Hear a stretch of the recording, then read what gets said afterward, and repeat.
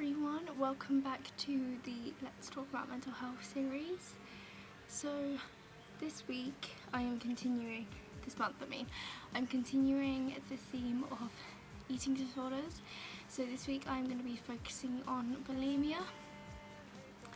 Also, just to let you know that me and Alice are going to be filming our Talking About Being Gay video on Thursday, because we feel that links to mental health and we want to talk about it a little bit more because there's such a stigma around it and it's just really bad.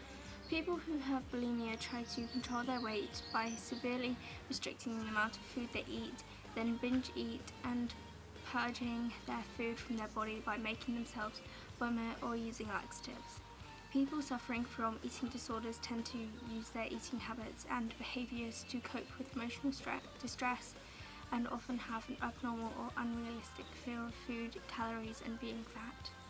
Because of this fear, people with bulimia nervosa tend to restrict their food intake. This results in periods of excessive eating and loss of control, which is called binge eating, and after which they make themselves vomit or use laxatives, which is called purging. They purge themselves because they fear that the binging will cause them to gain weight and usually feel guilty and ashamed of their behaviour.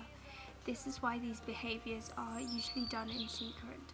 I was watching this film and it was about this girl that had bulimia, and she was like turning on the tap when she was being sick, so no one heard her being sick, which is pretty sad.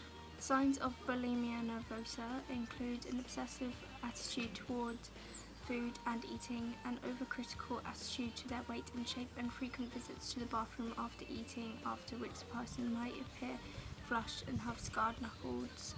This is from forcing fingers down the throat to bring on vomiting. However, bulimia is becoming increasingly common in boys and men. There are an estimated 1.6 million Britons suffering from some form of eating disorder, and reports estimate that up to 25% may be male. Recent studies suggest that as many as 8% of women have bulimia at some stage in their life. Their condition can occur at any age, but mainly affects women aged between 16 and 40. On average, it starts around the age of 18 or 19, but this is becoming worryingly lower. The main signs of bulimia are binge eating and purging, ridding your body of food by making yourself vomit or taking laxatives.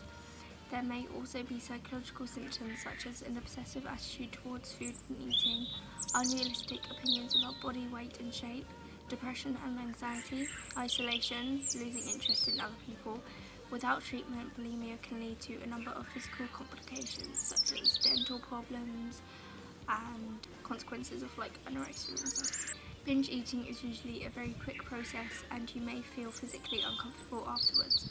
When binge eating is a symptom of bulimia, it happens regularly, not just once or twice. So some people can mistake it for they've eaten loads of food, they have bulimia. No, that is not what bulimia is. Also, bulimia is making yourself sick afterwards as well. But just because you eat so much that you physically feel sick doesn't mean you have an eating disorder. Purging is a response to binging. After you've eaten lots of food in a short space of time, you may feel physically bloated and unattractive. You may also feel guilty, regretful, and full of self-hatred. However, the main impulse to purge is a powerful, overriding fear of putting on weight. The most common methods of purging involve making yourself vomit or using laxatives to encourage your body to pass the food quickly. Bulimia is often a vicious cycle. If you have the condition, it is likely that you may have very low self-esteem. You may also think that you are overweight, even though you may be at or near a normal weight for your height and build. If you're concerned about a friend or family member, it can be difficult to know what to do. It is common for someone with an eating disorder to be secretive and defensive about their eating and their weight, and they will probably deny being unwell. I will leave a few links in the description to helplines and chat lines and stuff, but the main one is Childline. They are amazing, and I've actually spoken to them a few times for various different reasons, so they were always there to talk about anything. It doesn't have to be an eating disorder. That doesn't mean I'm sponsored by them or anything. I'm doing these videos for fun. And even if you're not suffering from a mental health problem yourself, but you think that your friend might be your family member and you just want some advice, then these people are always there for you to talk to as well. There is also this app that I had on my phone, but it's this app called 7 Cups of Tea, and it is completely anonymous, and basically you talk to people your own age from all over the world, just for advice or someone to talk to, or just help in general. And these are people that have previously suffered with something that you may be suffering with, like depression or an eating disorder, so they are really helpful. And again, I spoke to them for various different reasons and I really enjoyed it a lot, and they are very helpful. And there's a lot of information on their website as well, like booklet kind of things with loads of more information and stuff like that. So if you want to go and check them out, then that's cool. And once again, if you do want to talk to someone, come and talk to me. I am willing to talk to you. DM me, Facebook me, Snapchat me, anything. If you just want to chat, advice, I can try and help you or cheer you up by being really stupid, or like do something ridiculous for you, like crack an egg on my head. No, I'm joking, I won't do that. But yeah, I will just try and talk to you, advise you what to do.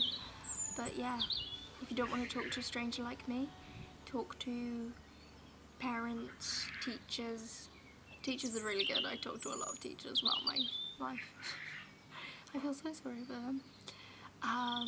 Friends, school counsellors, school chaplains, if you have a chaplain at your school. I have a school chaplain and he is amazing. So yeah, if you want to look at like the treatments and stuff, they're the same for anorexia. That's why I didn't mention them in this video, because I don't really want to repeat myself. So yeah, if you haven't already, go and watch my other mental health videos. There is a playlist, I'll leave the link to that in the description. Next month I will be doing EDNOS, which is eating disorder none other specified, and then I will probably be doing depression, self-harm and stress, and I may also be making an exam video, because exams for many people my age, 16-year-olds, are in under a month. I'm probably going to be doing a exam revision help video. If you have any more requests, then leave them in the comments section and I will try and cover it. I'm going to be covering the topics that I know the most about first, because then I can probably be more helpful. Stay safe. I love you. Goodbye.